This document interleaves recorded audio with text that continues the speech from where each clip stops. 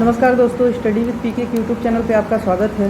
इससे पहले की वीडियो में हमने भारत में कृषि का वर्गीकरण को अच्छे से पढ़ा था। इसमें मैंने कृषि को दो भागों में डिवाइड किया था और उन्हें फिर से अन्य भागों में वर्गीकृत करके सभी भागों के में सम्मिलित जो फसलें हैं सबके बारे में बताया था। आज की इस वीडियो में हम लोग कृषि जोत का आकार देखेंगे। कृषि जोत से कहने का मतलब यह है कि छत्तीसगढ़ में जो कृषक हैं उनके पास जो ज़मीन है, कृषि योग्य भूमि जो है, उसके आधार पर कृषि जोत को वर्गीकरण किया गया है। ठीक है, तो पहला जो है कृषि जोत में बृहत जोत, ठीक है, दूसरा मध्यम जोत, तीसरा अर्ध मध्यम जोत, चौथा लघु जोत और पांचवा सीमांत जोत। ठीक है, सीमांत जोत। इसमें ये जो है 5 प्रकार से जोत को वर्गीकृत किया गया है। ये ध्यान रखिए, कृषि जोत का जो आकार है इसे 5 भागों में बांटा गया है छत्तीसगढ़ में। ठीक है, अब इसका आकार कितना कितना है वो देख लीजिए आप। जो बृहत जोत है उसका आकार, जिस कृषक के पास 10 हेक्टेयर से अधिक ज़मीन है वो बृहद जोत में आता है। 10 हेक्टेयर से अधिक ज़मीन है वो बृहद जोत में आता है। और इसके अंतर्गत कुल छत्तीसगढ़ में 28,000 परिवार हैं। 28,000 परिवार हैं, ये याद रखिएगा। मध्यम जोत में जिस कृषक के पास 4 से 10 हेक्टेयर की ज़मीन है, ठीक है, तो जिस कृषक के पास 4 से 10 हेक्टेयर की ज़मीन है वो मध्यम जोत के अंतर्गत आते हैं। इसमें 0.02 लाख परिवार हैं मध्यम जोत के अंदर। ठीक है, अर्ध मध्यम जोत के अंदर जिसके पास 2 से 4 हेक्टेयर तक ज़मीन है, ठीक है ना, कृषि योग्य भूमि है, वह अर्ध मध्यम के अंतर्गत आते हैं। इसमें 5.03 लाख परिवार हैं। नेक्स्ट है लघु जोत। लघु जोत में 1 से 2 हेक्टेयर तक की 1 से 2 हेक्टेयर जिस कृषक के पास कृषि योग्य भूमि है वो लघु जोत के अंतर्गत आते हैं। इसमें 8.31 लाख परिवार हैं। ठीक है, ये आप याद ना भी रखिए तो भी चलेगा, लेकिन ये आकार जरूर याद रखिएगा। क्वेश्चन इससे सीधे पूछते हैं कि मध्यम जोत के अंतर्गत कितने तक के ज़मीन को, कितने आकार तक को सम्मिलित किया गया है, तो 4 से 10 हेक्टेयर आप बोल सकते हैं। ठीक है, और लास्ट में अंतिम जो है सीमांत जोत 0 से 1 हेक्टेयर तक। ठीक है, इसके अंतर्गत कुल 21.82 लाख परिवार हैं। 21.82 लैक्स, ठीक ना, या 21.82 लाख परिवार इसके अंतर्गत आते हैं। ठीक है, तो ये जो सबसे इम्पोर्टेंट जो है वो उसमें सीमांत जोत है। इसका जरूर याद रखिएगा, आकार 0 से 1 हेक्टेयर तक, क्योंकि सीमांत जोत से ही अधिकतर क्वेश्चन पूछता है। चलिए, अब ये सब जो मैंने बताया इसका एक एग्जाम में क्वेश्चन भी आया था कि छत्तीसगढ़ में औसत कृषि जोत आकार, छत्तीसगढ़ में औसत कृषि जोत आकार कितना है, तो 1.3 हेक्टेयर। और इसके साथ प्रति व्यक्ति के पास कृषि भूमि कितनी है, प्रति व्यक्ति के पास कृषि भूमि 0.27 हेक्टेयर है। इतना याद रखिएगा। छत्तीसगढ़ में औसत कृषि जोत का आकार जो है 1.36 हेक्टेयर और प्रति व्यक्ति कृषि भूमि 0.27 हेक्टेयर। इसके अलावा पूछा था कि सीमांत जोत का आकार कितना है, तो आप बता सकते हो, यहाँ पे बताया हूँ 0 से 1 हेक्टेयर तक। ठीक है, अब ये तो हेक्टेयर में था, ठीक है ना, अब ये तो हेक्टेयर में है, लेकिन अगर क्वेश्चन में घुमा के आपको पूछ देगा कि ये नहीं छोड़िए, सीमांत का मैं बोला, सीमांत का जो आकार है सीमांत जोत का 0 से 1 हेक्टेयर, अगर ये हेक्टेयर में था, ठीक है, अगर इसी क्वेश्चन को घुमा के पूछ लेगा कि एकड़ में कितने हैं, सीमांत जोत का आकार एकड़ में कितना है, एकड़ में, तो आप एक चीज़ याद रखिएगा, एक हेक्टेयर में 2.47 या अप्रॉक्स बोल सकते हैं 2.5 एकड़ रहता है। ठीक है, तो यदि मैं सीमांत जोत का आकार बोलूं तो 0 से 1 हेक्टेयर को कितना बोलूँगा मैं, 2.5 एकड़। 0 से 2.5 एकड़ तक ज़मीन वाले जो किसान हैं वो सीमांत जोत के अंतर्गत आते हैं, या सीमांत जोत का जो आकार है 0 से 2.5 एकड़ तक। यही पूछते प्रति व्यक्ति कृषि भूमि कितना है, तो 0.27 इंटू 2.5 कर दीजिए तो एकड़ में आ जाएगा। ठीक है, यही पूछ दिया छत्तीसगढ़ में औसत कृषि जोत कितना है, तो 1.36 को 2.5 से मल्टीप्लाई कर दीजिए तो एकड़ में आ जाएगा। ठीक है ना, इसमें कन्फ्यूजन मत होइएगा। नेक्स्ट हम लोग कृषि से रिलेटेड और भी कुछ इंपॉर्टेंट फैक्ट्स है जो देख लेते हैं। ठीक है ना, बहुत सारे फैक्ट्स हैं, बहुत सारे कृषि से रिलेटेड फैक्ट देख लेते हैं। ठीक है, तो सबसे पहले ये देखिए कि राज्य की प्रमुख फसल कौन सी है। राज्य की प्रमुख फसल या प्रमुख खाद्यान्न फसल ही लिख लीजिए। ठीक है ना, राज्य की प्रमुख जो खाद्यान्न फसल है वह कौन है, चावल। और इसी को मैं बोलूँ कि राज्य की सबसे प्रमुख फसल, राज्य की प्रमुख फसल भी बोलूँ तो वह भी चावल ही है, ये ध्यान रखिएगा। ठीक है, दूसरा, राज्य की प्रमुख दलहन फसल, तो राज्य की जो प्रमुख दलहन फसल है, इम्पॉर्टेंट भी ये क्वेश्चन आ चुका है कई बार, चना। तीसरा, राज्य की प्रमुख तिलहन फसल, राज्य की प्रमुख तिलहन फसल, तो तिलहन फसल में राज्य की प्रमुख जो है वो सोयाबीन है। कृषि जो चैप्टर में पढ़ा रहा हूँ उसमें बहुत सारा फैक्ट्स है, बहुत सारे फैक्ट्स पढ़ने पड़ेंगे, लेकिन अधिकतर फैक्ट्स जो है वो लेटेस्ट जो करेंट डाटा होता है आर्थिक सर्वेक्षण का, उससे पढ़ना ज़्यादा उपयोगी है। ठीक है, इसके अलावा कहीं और से पढ़े तो कोई काम का नहीं है। तो जब मैं आर्थिक सर्वेक्षण पढ़ाऊँगा तो उस समय भी बहुत सारी चीज़ें आपको फैक्ट्स बताऊँगा। ठीक है, अब छत्तीसगढ़ में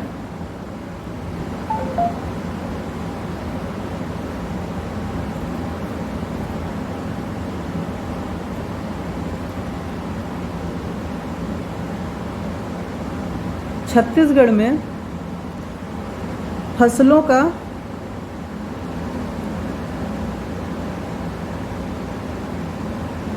कुल क्षेत्रफल नहीं यार, इसको जब आर्थिक सर्वेक्षण पढ़ाऊंगा तो उस समय बता दूंगा। अभी फिलहाल आप याद रखिए, अब छत्तीसगढ़ में हम लोग क्या पढ़ सकते हैं, फसल इतना पढ़ लिए। उसके बाद चलिए थोड़ा बागवानी से रिलेटेड कुछ फैक्ट देख लेते हैं, बागवानी फसल से रिलेटेड। ठीक है, बागवानी फसल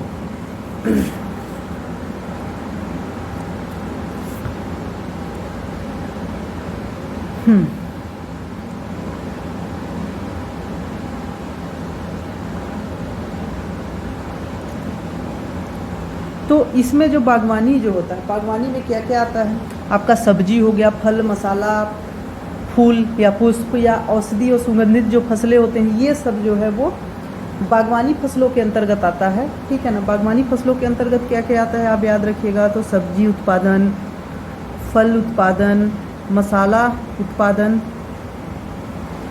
ठीक है, मसाला उत्पादन, फूल उत्पादन, सुगंधित फसलें, ठीक है, इसके अलावा औषधि, ये सब बागवानी फसलों के अंतर्गत आता है। ठीक है, बागवानी फसलों के अंतर्गत आता है। और क्वेश्चन क्या पूछेगा कि छत्तीसगढ़ में सबसे ज़्यादा जो बागवानी फसल जो है उसमें सबसे ज़्यादा जो उत्पादन होता है सब्जी का है, उसके बाद फल का है, उसके बाद मसाला का है, उसके बाद फूल का है, उसके बाद औषधि का। जो मैं सीक्वेंस लिखा इसको हटा दे, जो मैं सीक्वेंस लिखा वही सीक्वेंस है सब्जी का, फिर फल का, फिर मसाला का, फिर फूल का, ठीक है। लेकिन आर्थिक सर्वेक्षण का डाटा एक बार इसके लिए ज़रूर देख लीजिएगा क्योंकि हर साल चेंज हो जाता है, ठीक है।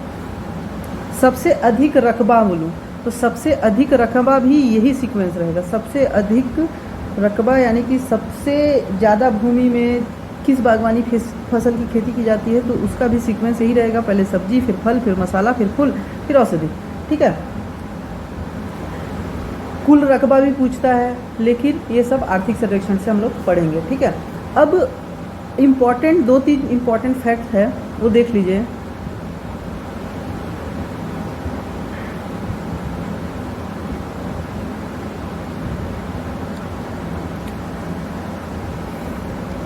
कपास जो है, कपास को हमने जब फसलों के प्रकार पढ़ रहा था, फसलों का वर्गीकरण पढ़ रहा था, तो उसमें कपास को वाणिज्यिक फसलों में शामिल किया था।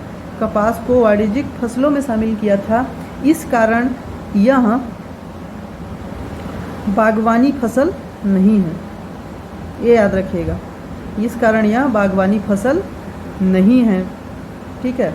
नेक्स्ट चाय के बारे में पूछता है, तो चाय के बारे में तो आपको पता ही है, बागानी फसल है, ठीक है।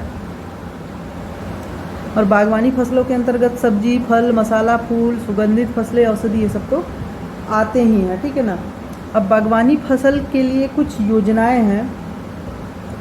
योजनाएं हालांकि कृषि योजनाओं के बारे में मैं बाद में बताऊंगा ही, बट बागवानी फसल पढ़ रहे हैं तो इससे रिलेटेड एक दो योजनाओं को आप ज़रूर याद रखिएगा। पहला जो योजना है कम्युनिटी फेसिंग योजना, कम्युनिटी फेसिंग योजना, जिसको लागू कब किया गया?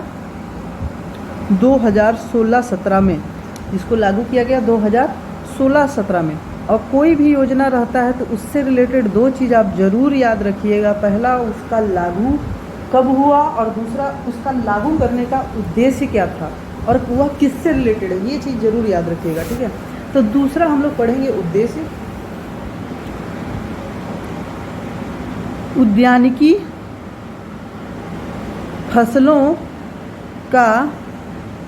फसलों को बढ़ावा देने हेतु इस योजना को लागू किया गया, ठीक है, सन 2016-17 में।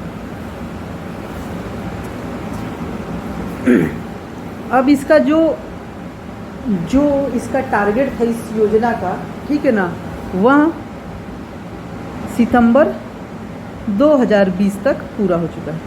मतलब यह योजना पूरी तरह से सक्सेस रहा, ठीक है ना। नेक्स्ट जो योजना है, दूसरा जो योजना पढ़ेंगे हम लोग, एकीकृत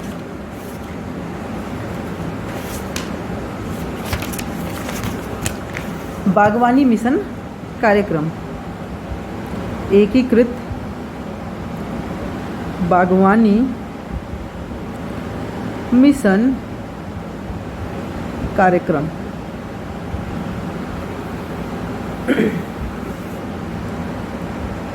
अब इसका जो प्रारंभ, मतलब लागू कब किया गया, कब प्रारंभ हुआ यह, तो यह हुआ 5 मई 2005। सिंपल शब्दों में 5-5-5 ये याद रखिएगा। 5 मई सन 2005, मतलब सन 2005 इस समय कौन सी पंचवर्षीय योजना चल रही थी, ये भी पूछता है। तो 2005 से लेके 2007 तक आपकी 10वीं पंचवर्षीय योजना चल रही थी। 10वीं पंचवर्षीय योजना के तहत ही एकीकृत बागवानी मिशन कार्यक्रम का आरंभ 5-5-5 या 5 मई 2005 को किया गया, ठीक है ना। अब इसमें जो कुल शामिल जिलों की संख्या कितनी है, इस योजना के तहत कुल शामिल जिले 19 है, ठीक है। अब 27 जिलों के आधार पर देखें, चलिए 28 जिलों के आधार पर हम लोग देख लेते हैं कौन कौन सी जिले शामिल नहीं हैं। कौन कौन सी जिले शामिल नहीं हैं?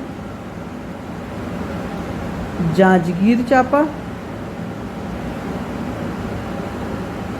महासमुंद, धमतरी, कांकेर, नारायणपुर, बीजापुर,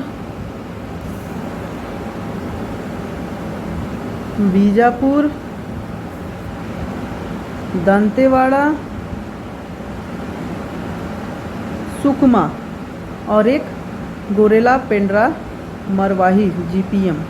ठीक है, ये 28 जिलों के आधार पर ये 19 जिले तो शामिल है, लेकिन 9 जिले कौन कौन से बचे हैं? 1 2 3 4 5 6 7 8 9। ठीक है, ये जिले शामिल नहीं है। अब इसका जो मेन उद्देश्य है, ठीक है ना, मेन उद्देश्य इस कार्यक्रम का क्या था?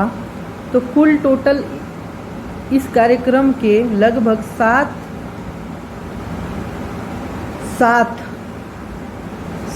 उद्देश्य था। ठीक है ना। पहला, रोपड़ अधिसंरचना का विकास। अब रोपड़ अधिसंरचना का विकास कैसे होगा?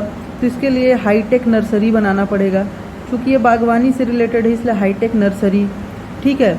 दूसरा, लघु नर्सरी। ठीक है, छोटे छोटे। तीसरा, सब्जी मसाला के जो बीज हैं, मसाला बीजों का उत्पादन। ठीक है। और नर्सरी अधिसंरचना विकास, ये इसका पहला उद्देश्य था। इसके अलावा मैंने जब बताया था आपको बागवानी के अंतर्गत क्या क्या आता है, बागवानी के अंतर्गत क्या क्या आता है, आप यहाँ पे देख लीजिए। सब्जी, फल, मसाला, फूल और औषधि। सब्जी,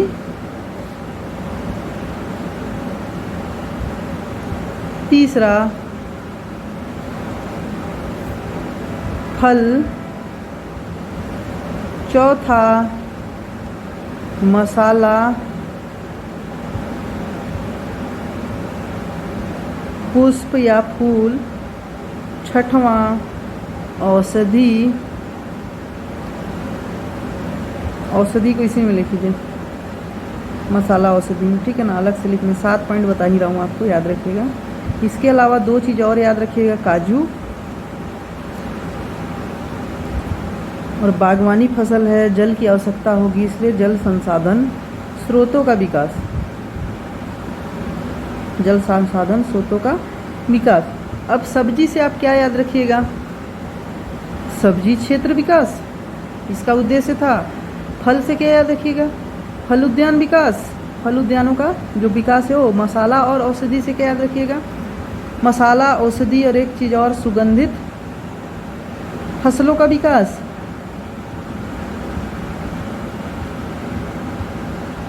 पुष्प विकास योजना, काजू क्षेत्र विस्तार, और अंतिम में जल संसाधन स्रोतों का विकास। ये सातों इससे इस कार्यक्रम के जो उद्देश्य थे उसके बारे में मैंने आपको बता दिया। ठीक है। अब जो छत्तीसगढ़ है, छत्तीसगढ़ में फसलों का प्रति हेक्टेयर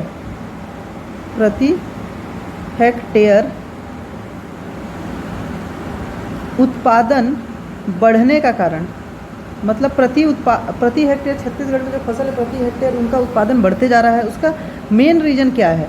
ठीक है, उसके पीछे मेन रीजन है कि छत्तीसगढ़ में सिंचित क्षेत्र का विस्तार होते जा रहा है। सिंचित क्षेत्र का विस्तार, सिंचित क्षेत्र क्या बढ़ने से क्या होगा कि फसलों का प्रति हेक्टेयर उत्पादन बढ़ रहा है। कृषि यंत्रीकरण का विकास, कृषि क्षेत्र में पुराने साधन का यूज ना करके नए नए आधुनिक और वैज्ञानिक साधनों के उपयोग से भी कृषि फसलों का प्रति हेक्टेयर उत्पादन बढ़ रहा है। और तीसरा, नई नई किस्मों या बोल सकते हैं अधिक उर्वरकों का उपयोग। ठीक है, ये सब रीजन है। चलिए, ये हो गया आपका बागवानी फसल। उसके अलावा हम लोग पढ़ेंगे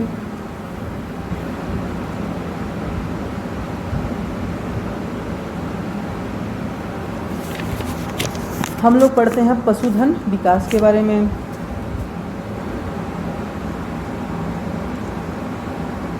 पशुधन विकास, ठीक है। पशुधन विकास के बाद मत्स्य संसाधन को थोड़ा पढ़ लेंगे। मत्स्य संसाधन के बाद कृषि जलवायु प्रदेश और फसलों के प्रमुख किस्में, ये बहुत इंपॉर्टेंट क्वेश्चन है। फिर अंत में हम लोग पढ़ेंगे कृषि से संबंधित जो योजनाएं हैं उनको। फिर उसके बाद ये चैप्टर ख़त्म हो जाएगा। तो पशुधन विकास,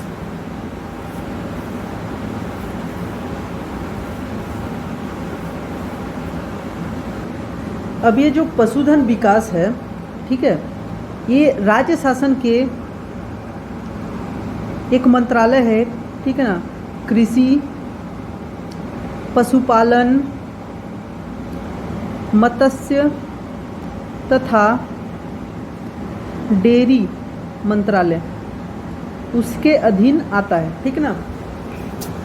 अब हम लोग थोड़ा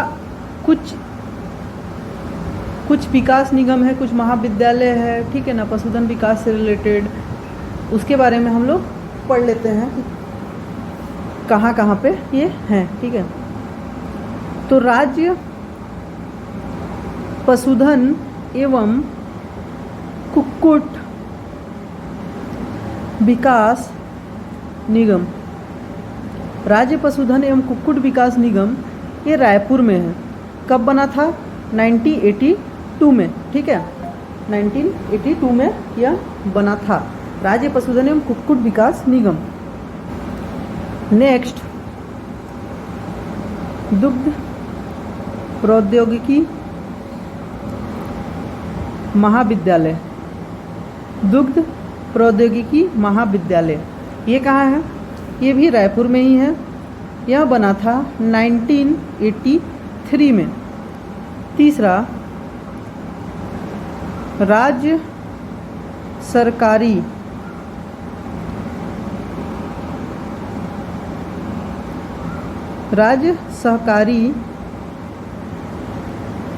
दुग्ध महासंघ, रायपुर में ही है, 1983 में बना था। और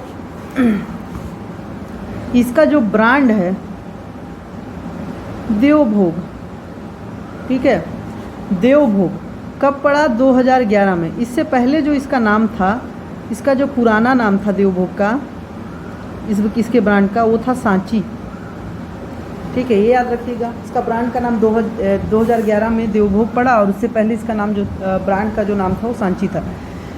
पशु चिकित्सा महाविद्यालय, वेटनरी कॉलेज, ठीक है ना, बता चुका हूँ। पशु चिकित्सा महाविद्यालय से बता चुका हूँ।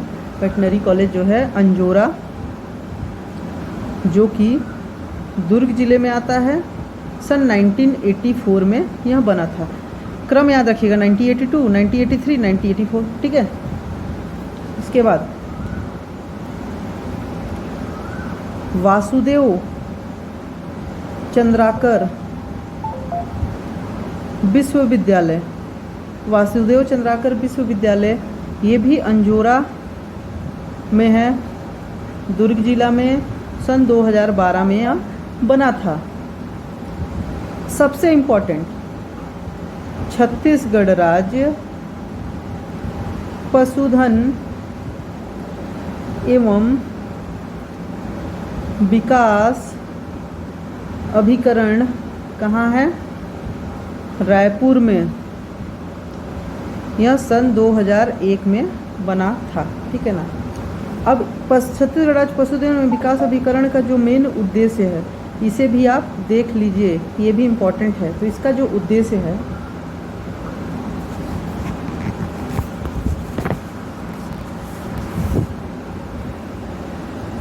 पशु संवर्धन को राष्ट्रीय गौवंशीय, भैंसवंशीय, पशु संवर्धन को राष्ट्रीय गौवंशीय भैंसवंशीय पशु प्रजनन परियोजना के संचालन एवं नियंत्रण हेतु छत्तीसगढ़ राज्य पशुधन एवं विकास अधिकरण को बनाया गया था। ठीक है, अब इसके तहत 3 क्षेत्र हैं।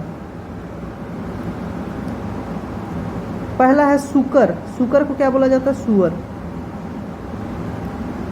प्रजनन क्षेत्र।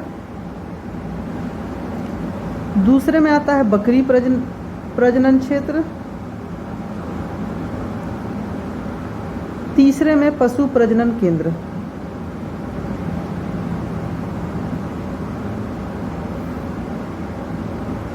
सूकर प्रजनन क्षेत्र छत्तीसगढ़ में 3 जगहों पर है।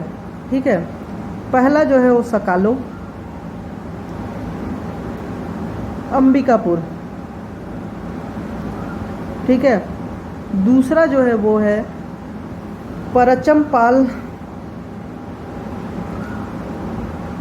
परचमपाल जगदलपुर। तीसरा जो है कुनकुरी जसपुर। बकरी प्रजनन क्षेत्र सरोरा रायपुर में 2 ही जगह पे है, याद रखिएगा, सरोरा और रामपुर। रामपुर जो पड़ता है वो ठाठापुर भी याद रखिएगा, रामपुर ठाठापुर कवर्धा जिला में। पशु प्रजनन केंद्र जो है वो 4 जगह पे याद रखिएगा। पहला सरकंडा जो कि है बिलासपुर में।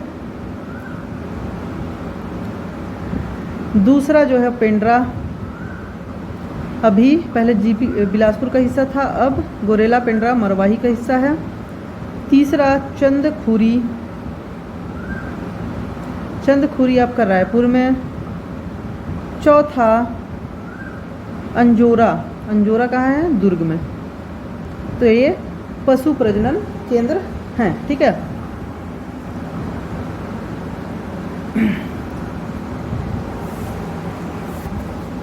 अब छत्तीसगढ़ में जो मैं बताया अभी गौवंशीय में कौन कौन से गाय की प्रजाति आते हैं वो याद रखिएगा।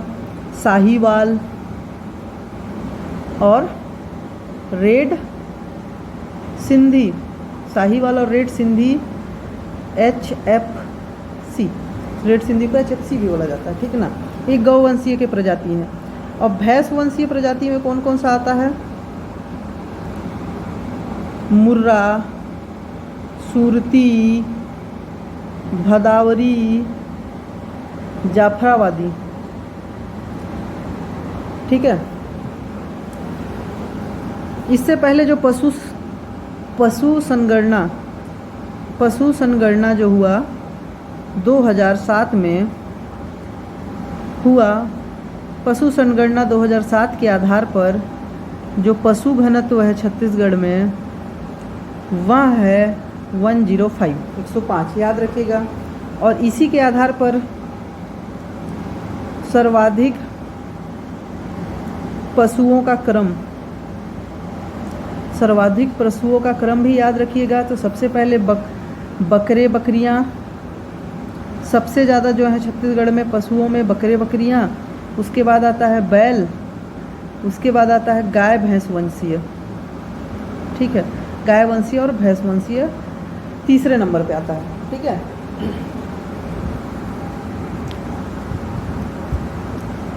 अब पशुधन संगणना 2007 का 2 आंकड़ा और याद रखिएगा। कुल पशुधन 1.59 करोड़ है। कुल कुक्कुट व बत्तख पक्षीधन, ये भी याद रखिएगा। कुल पशुधन तो 1.59 करोड़ और कुल कुक्कुट व बत्तख पक्षीधन कितने हैं? 1.87 करोड़। ये पशु संरचना 2007 का आंकड़ा है, इम्पोर्टेंट आंकड़ा, ये आप याद रखिएगा। अब एक एक करके बाकी को भी बता सकता हूँ, लेकिन उतना इम्पोर्टेंट है नहीं। जैसे गौवंशीय 36.73 लाख, बकरे बकरियाँ 40.05 लाख, सुअर 5.27 लाख, कुक्कुट 1.87 तो बता ही दिया, कुक्कुट एवं बतख वाला, ठीक ना। दो चीज़ और इससे याद रखिए, जो राज्य या प्रदेश का प्राचीनतम पशु बाजार, राज्य एवं प्रदेश का प्राचीनतम पशु बाजार वो है रतनपुर में। दूसरा चीज़, राज्य का सबसे बड़ा, प्राचीनतम की बात किया तो रतनपुर में, लेकिन सबसे बड़ा पशु बाजार की बात करूं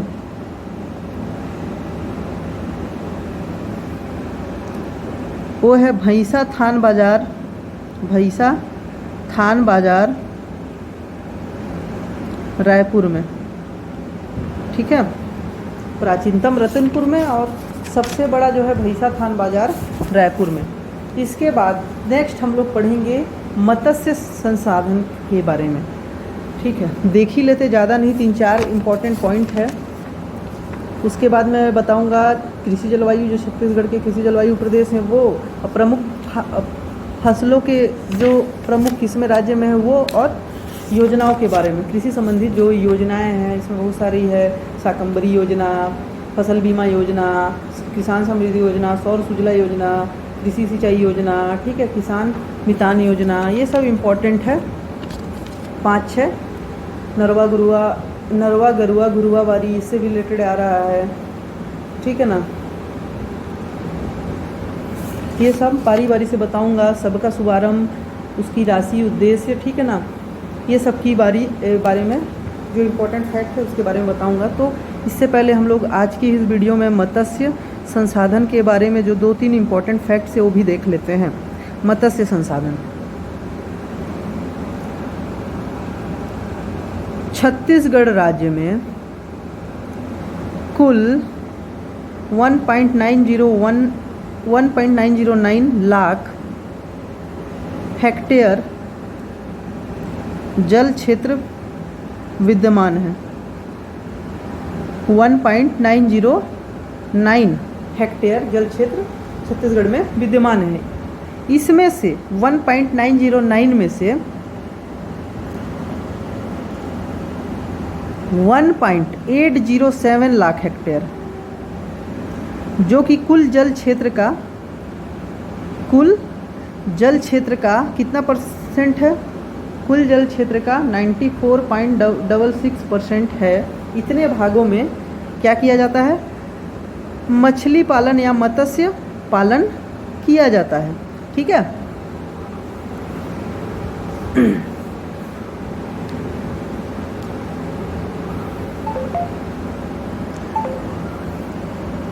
इतना इम्पोर्टेंट याद रखिएगा फैक्ट। इसके अलावा सितंबर 2020 तक याद रखिए, मत्स्य सहकारिता समिति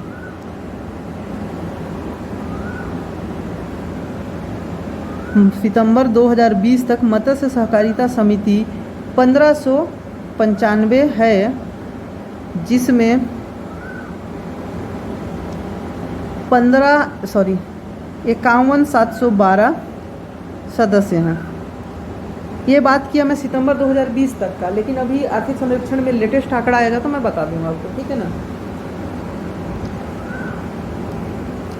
राज्य स्तरीय मछली उत्पादन केंद्र, राज्य स्तरीय मछली उत्पादन केंद्र कहाँ है? तेली बांधा, ये याद रखिएगा, इससे मछली का आप याद रख सकते हैं, रायपुर में है, ठीक है।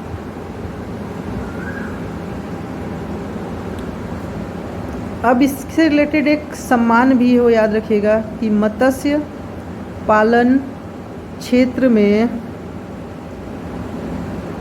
राज्य सरकार द्वारा एक सम्मान दिया जाता है। उस सम्मान का क्षेत्र क्या है? बिलासाबाई बिलासाबाई केवटिन, बिलासाबाई केवटिन, बिलासाबाई केवटी सम्मान दिया जाता है। मत्स्य पालन क्षेत्र में राज्य सरकार द्वारा बिलासाबाई केवटिन सम्मान दिया जाता है। ठीक है, ये हो गया आपका मत्स्य पालन भी। इसके बाद हम लोग छत्तीसगढ़ की कृषि जलवायु प्रदेश, राज्य में जो फसलों की प्रमुख किस्में हैं उनके बारे में, कृषि विभाग से संबंधित योजनाओं के बारे में नेक्स्ट वीडियो में पढ़ेंगे। तो मिलते हैं नेक्स्ट वीडियो में, तब तक के लिए धन्यवाद।